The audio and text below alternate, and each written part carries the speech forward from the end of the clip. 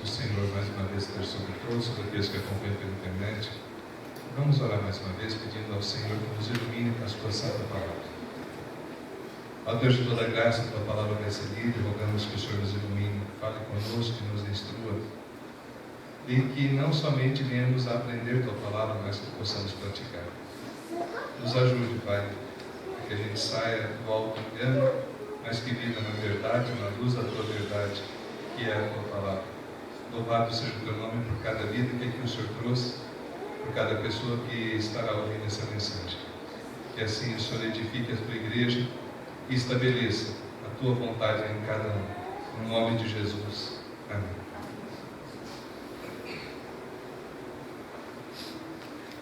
Ontem foi 7 de setembro, dia da independência, uma data bonita, eu sempre gostei de ver, de comemorar, uma data de relembrar o patriotismo, e assim deveria ser.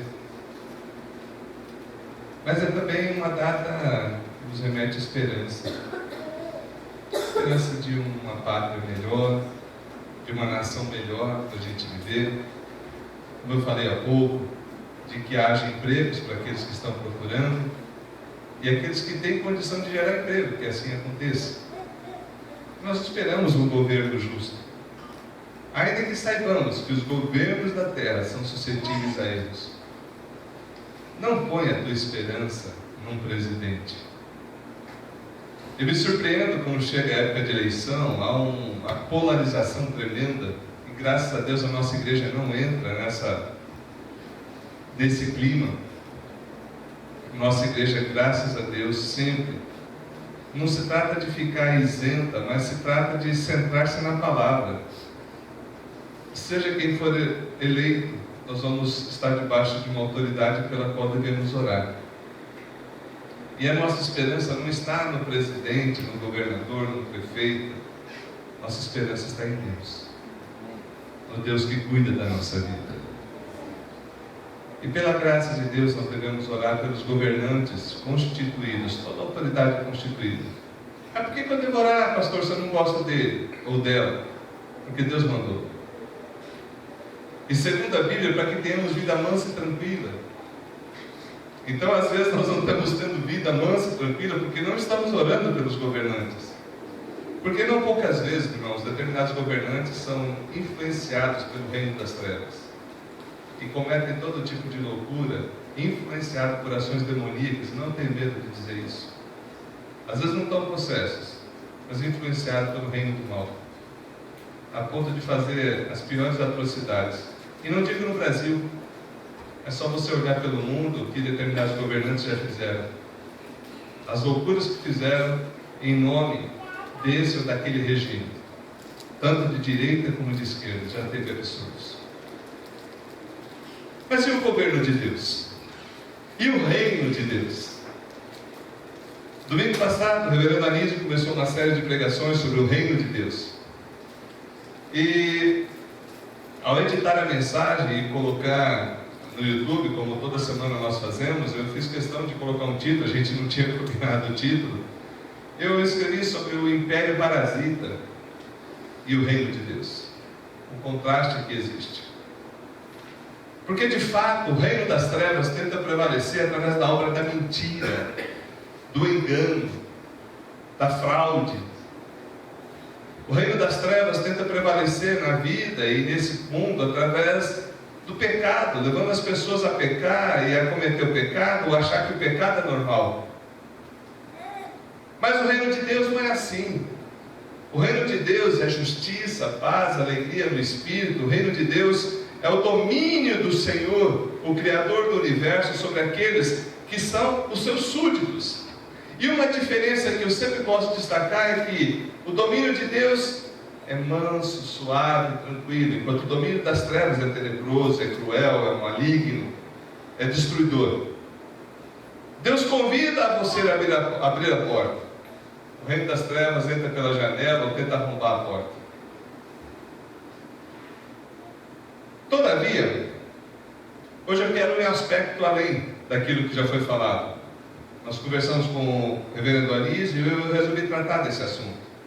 O reino de Deus, ele já chegou ou ainda não? já reina ou vai reinar?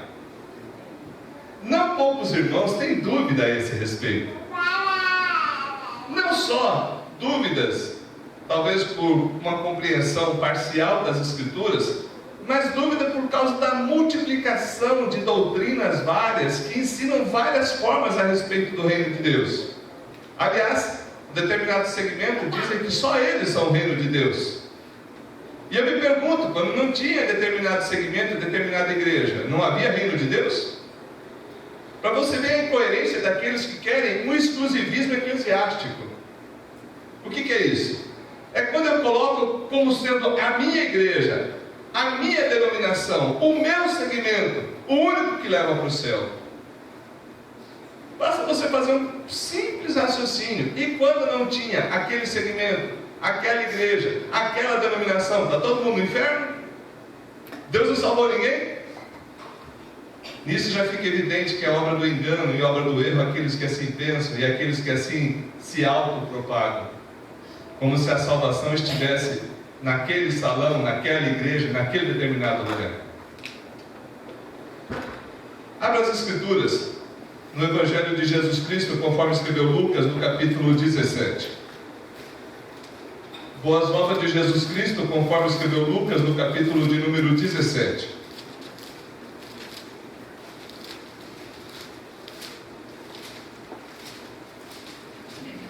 Versículo de número 20 em diante.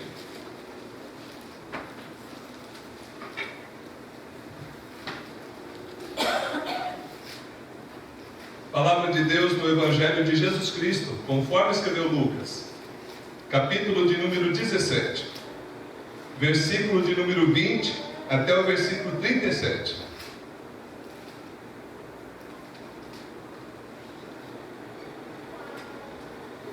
Assim diz a palavra de Deus.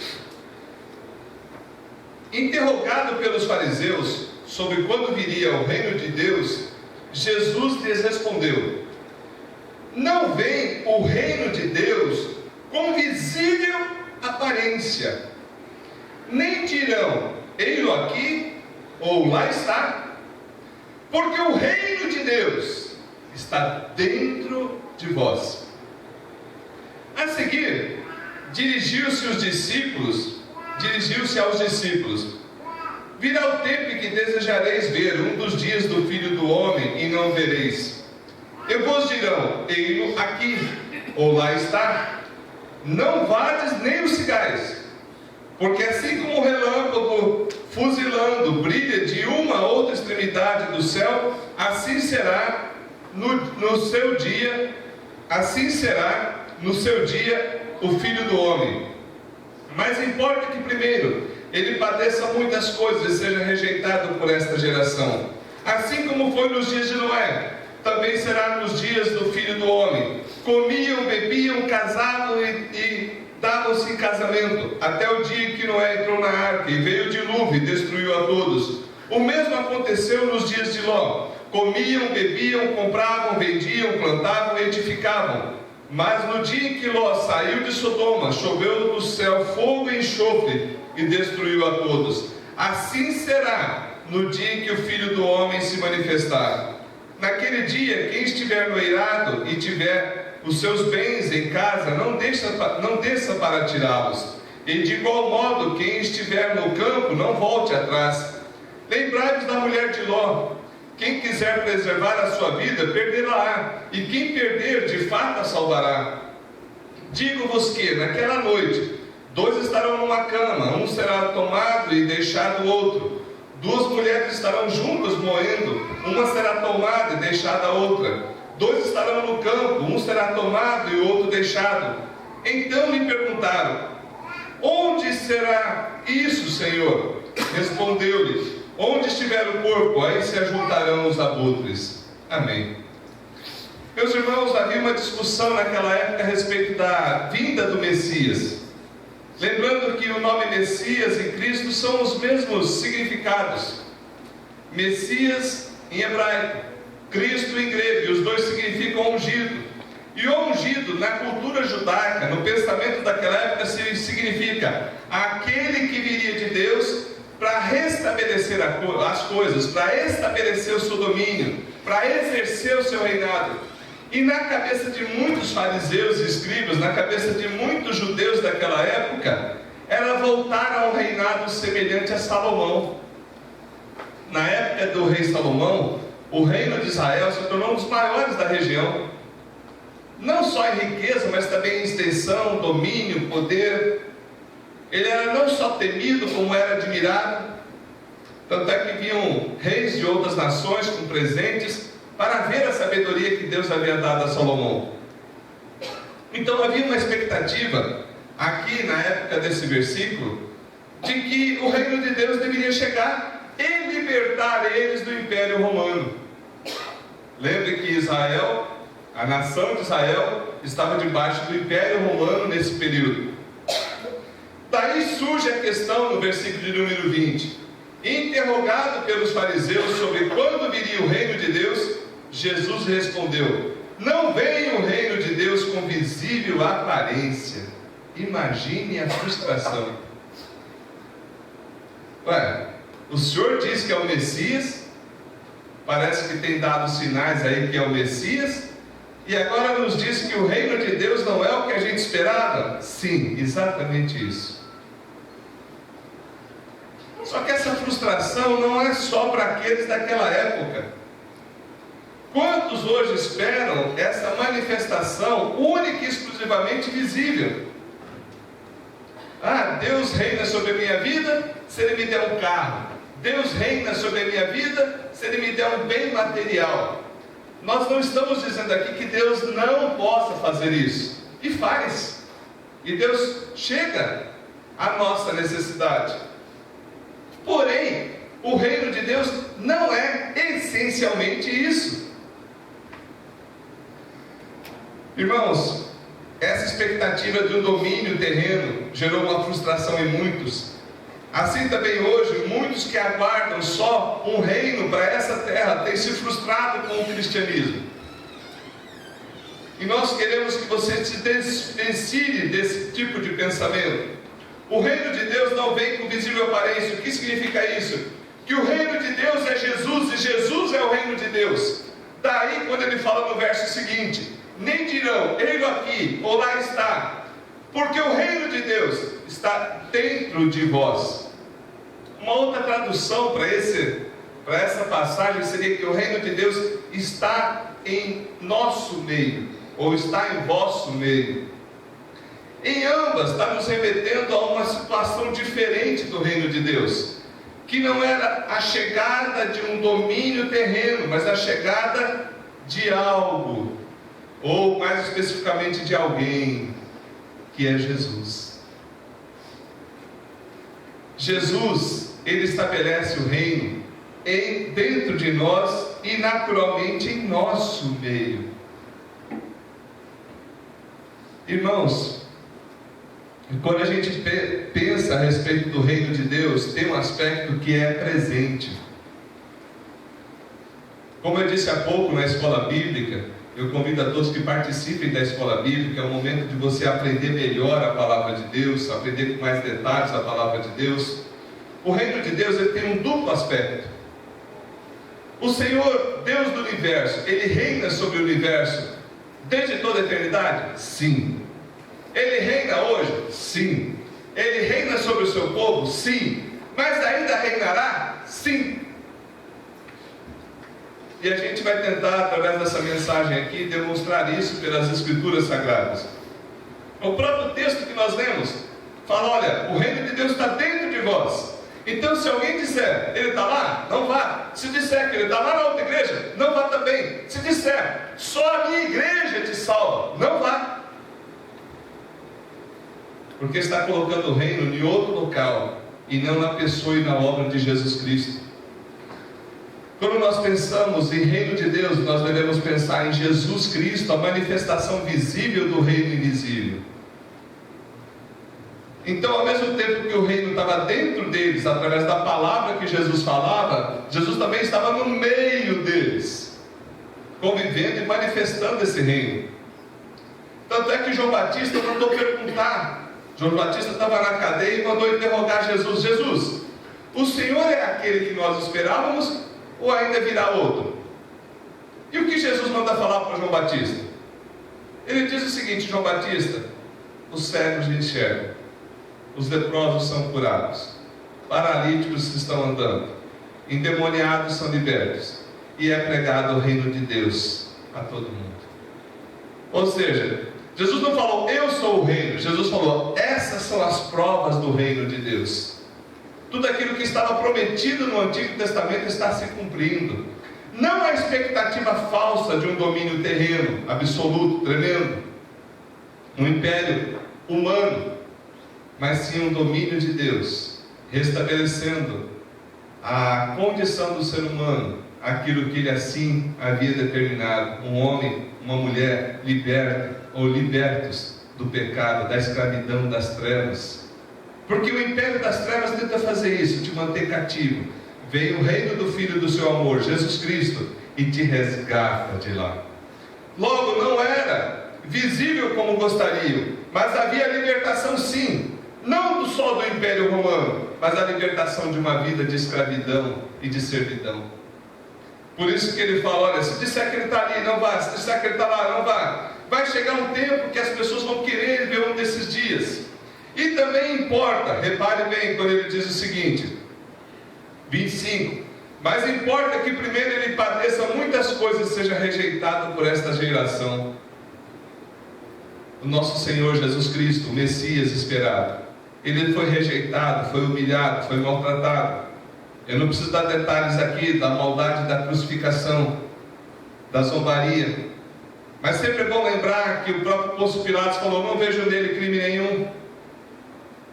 Se vocês não quisessem, a gente podia dar uma surra e soltá-los.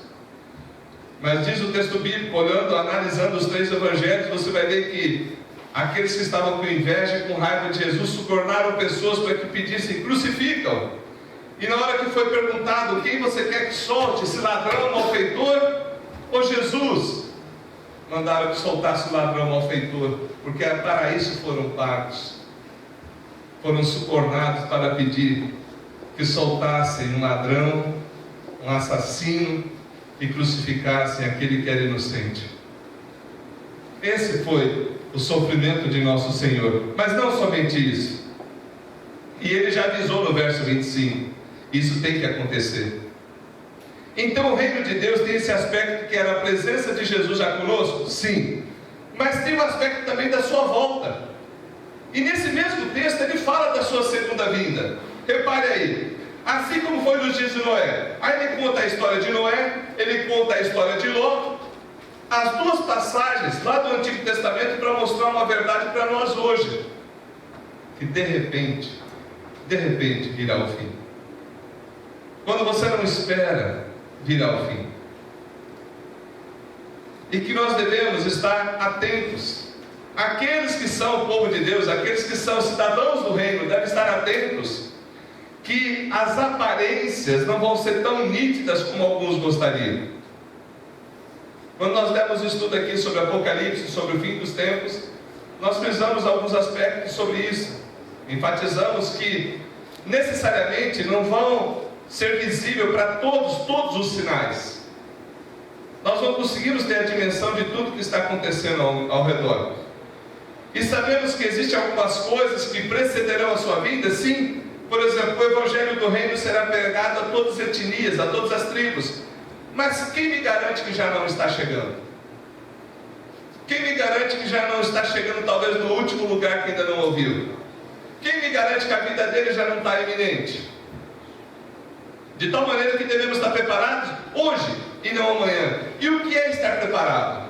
Não é se você tem ou não tem pecado, é se a tua fé está firmada no Senhor, que te perdoa ou não.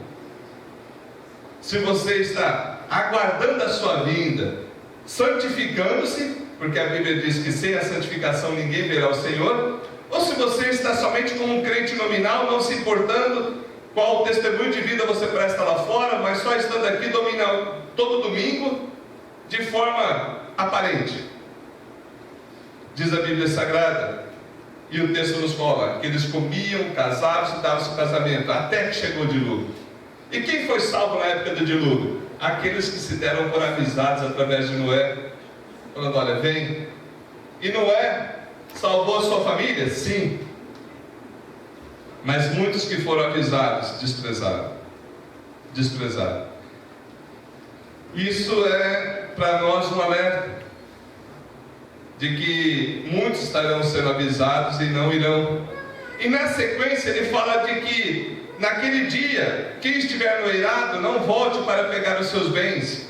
Porque o que aconteceu com a mulher de Ló, vocês lembram? As crianças sabem essas músicas, né? Virou uma estátua de sal. Mas por que virou uma estátua de sal, pastor? Que maldade com aquela mulher. Irmãos, não olhe assim. Olha que Deus mandou: vai. O anjo que havia libertado ela falou: vai, e não olhe para trás. E ela olhou para trás. O que significa isso? Ela preferiu desobedecer do que obedecer, e colheu o fruto da sua desobediência, virando uma estátua de sal. Pastor, isso foi uma história verídica ou foi uma lenda? Se você for por essa linha, tudo vai ser lenda na tua vida. Para mim foi uma história verídica. Para mim realmente aconteceu.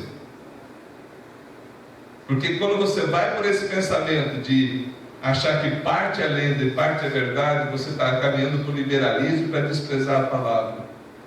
E a consequência disso vai ser trágica na tua vida. Nunca vi ninguém abraçar essa linha e ser fortalecido na fé. Nunca vi ninguém abraçar essa linha e ser um homem ou uma mulher cheia do Espírito Santo. Aliás, nem do Espírito Santo você vai crer. Você vai começar até a duvidar da presença e da obra do Espírito Santo. Mas voltando aqui, o reino de Deus não deve ser buscado fora, mas dentro de nós, em nosso meio. A unção e a presença do Espírito Santo que nos cela é que nos garante também que nesse dia aqui nós seremos levados. Diz assim: quem quiser preservar a sua vida, perdê-la. Mas como assim? Eu quero manter, eu perco. E se eu quiser, e se eu perder, eu mantenho. Eu vou explicar. Jesus disse: todo aquele que não se entrega totalmente, não vai ser salvo. Não vai ser salvo. E a gente não pode iludir ninguém de que não se arrependendo será salvo. Não podemos deixar essa ilusão na vida de ninguém. Pelo menos o que partir de mim não vai ficar essa ilusão. Por que Jesus começou o ministério anunciando as boas novas, dizendo: arrependei-vos e crede? Porque sem arrependimento e fé não há salvação. O arrependimento e fé é um sinal de que o Espírito Santo está atuando e a pessoa entendeu que é um pecador e precisa de salvação. Então nós devemos estar atentos de que essa unção do Espírito que nos ilumina para uma nova vida e também nos santifica e nos levará até o fim, é o que vai gerar esse diferencial que ele diz aqui, ó. Digo que naquela noite 2 estarão numa cama, um será tomado e deixado o outro. Ah, pastor, então quer dizer que eu não levo meu marido? Não. Você não leva a sua esposa? Não. Reino dos céus é individual. Não vai no atacado. Ah, pastor, mas a gente crê que o Senhor Deus é o nosso Deus, né, Alexandre? E da nossa descendência? Sim, nosso Deus da nossa descendência. Nós cremos que Deus vai trazer-nos a fé, mas que não que eu possa levá-los só porque eu sou um crente. Ah, Deus, deixa meus filhos entrarem porque eles são meus filhos. Não. Eles me desprezaram, não tem nada comigo. Então repare, a salvação é individual. Mas pastor, o que eu posso fazer pela minha família? Orar e anunciar, e dar testemunho, e ser bom exemplo. Lembra que a gente disse? Orar pelo filho, trazer o filho à igreja, ensinar ele a ler a palavra, ser exemplo de fé para ele, até que no devido tempo Deus o ilumine e traga a fé.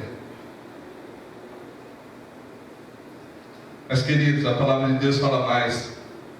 Quando ela fala que um será deixado e deixado o outro, e ela dá pelo menos 2, 3 exemplos aqui, mostra para nós claramente que o Senhor volta para nos buscar. Tem muita gente que só repara: vai ser deixado um. Ah, mas você quer ficar no que vai ser deixado ou no que vai ser levado? Qual que você quer estar? Porque se você só olha no que vai ser deixado, parece que essa é a ênfase do texto. E a ênfase do texto é que o Senhor vai levar para si o seu povo. De tal maneira que não importa onde você esteja, você estará com o Senhor. Quando nós estudamos sobre a Nova Jerusalém que descia do céu ataviada como noiva lá em Apocalipse, fala que Deus levará para si o seu povo. Aqueles que tiverem sido mortos, os que estiverem mortos na vida do Senhor, serão ressuscitados. Os corpos serão transformados. Esse corpo aqui, da forma que está, não entrará no reino dos céus. É só você ler 1 Coríntios capítulo 15. Os corpos serão de novo formados. Não importa se não tem mais nada, osso, nada. Deus vai fazer com que as moléculas, as células, tudo se forme de novo num corpo livre do pecado, e juntamente com aqueles que estiverem vivos, que serão transformados. Está lá em 2 Tessalonicenses. E esses dois, aqueles que já estiverem mortos, sendo transformados, e os vivos transformados, estaremos para sempre com o Senhor nos ares, seremos levados à presença do Senhor nos ares, e estaremos para sempre com o Senhor. Esse é o aspecto futuro do reino dos céus. Então, o aspecto presente, hoje Ele já reina em nosso meio, Ele vive em nós e no meio de nós, dentro de nós pela obra do Espírito Santo, em nosso meio através da comunhão. Por isso que o Salmo 133 diz que ali, ou seja, na união dos irmãos, ordena o Senhor a sua bênção para sempre. E tudo isso nós devemos considerar, porque o reino de Deus, que não vem com visível aparência, o reino de Deus não deve ser buscado fora de nós, mas dentro de nós. O reino de Deus visível não deixará dúvida da sua chegada e estabelecerá para nós um reino infinito de alegria e paz, livres completamente do pecado. Se hoje você tem luta na tua vida contra determinados pensamentos e atitudes, não haverá mais. Se hoje o inimigo da nossa alma, Satanás e os demônios, nos tentam para ver se a gente cai, lá não haverá mais. A Bíblia diz que lá não haverá choro, nem pranto, nem dor, porque as primeiras coisas passaram. Aleluia. Por isso que todo cristão deveria falar: Maranata, ora vem, Senhor Jesus. Porque todos aqueles que amam o Senhor devem aguardar a sua vida. Se você ama Jesus Cristo, você deve querer a sua vida. Você deve desejar estar com Ele. Você deve desejar que esse reino que começou aconteça por completo na sua segunda vinda. E você fique completamente livre de tudo aquilo que atrapalha. Mas eu não poderia deixar encerrar essa mensagem consolando também o coração com um detalhe. Pastor, se de repente eu for e meu parente não for, eu vou ter que ficar triste. Não, você não vai ter esse tipo de lembrança, porque lá fala que não haverá pranto, nem dor, nem choro. E tudo aquilo que gera isso é esse tipo de sentimento. Talvez você conheça alguém que está lá, talvez sim, não posso afirmar, talvez sim. Mas você não vai lembrar de quem não está? Bem provável que não, porque isso poderia gerar tristeza, e na presença de Deus você vai ficar triste. Na presença do soberano que te libertou por completo do pecado? Não. Enfim, encerrando essa mensagem, eu gostaria que a gente lesse lá na segunda carta de Pedro, capítulo 3. Abra lá, por favor. Segunda carta de Pedro, capítulo 3.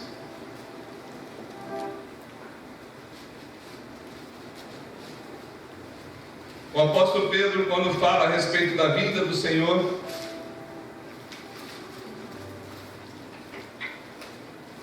ele diz assim no versículo 4, 2 Pedro capítulo 3, versículo 4. Alguns escarnecedores, pessoas que zombavam da fé cristã já naquela época, por volta de 2000 anos atrás, diziam assim, versículo 4: onde está a promessa da vinda desse tal de Jesus de vocês? Estou colocando aqui na nossa linguagem.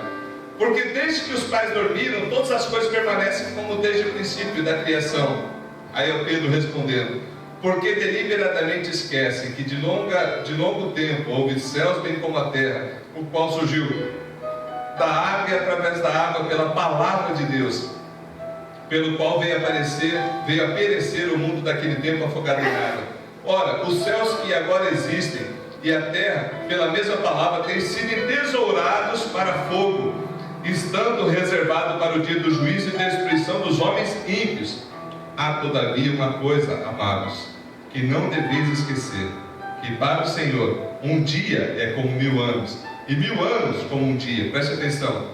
Não retarda o Senhor a sua promessa, como alguns a julgam demorada. Pelo contrário, Ele é longânimo para convosco, não querendo que nenhum pereça, senão que todos cheguem ao arrependimento.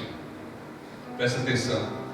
Virá, entretanto, como ladrão o dia do Senhor, no qual os céus passarão com estrepitoso estrondo, os elementos se desfarão abrasados, também a terra e as obras que nela existem serão atingidas. Visto que todas essas coisas hão de ser assim desfeitas, deveis ser tais como os que vivem em santo procedimento e piedade, esperando e apressando a vinda do dia de Deus, por causa do qual os céus incendiados serão desfeitos, e os elementos abrasados se derreterão. Todos juntos, versículo 13. Nós, porém, segundo a sua promessa, esperamos novos céus e nova terra, nos quais habita justiça. Fique em pé, vamos orar.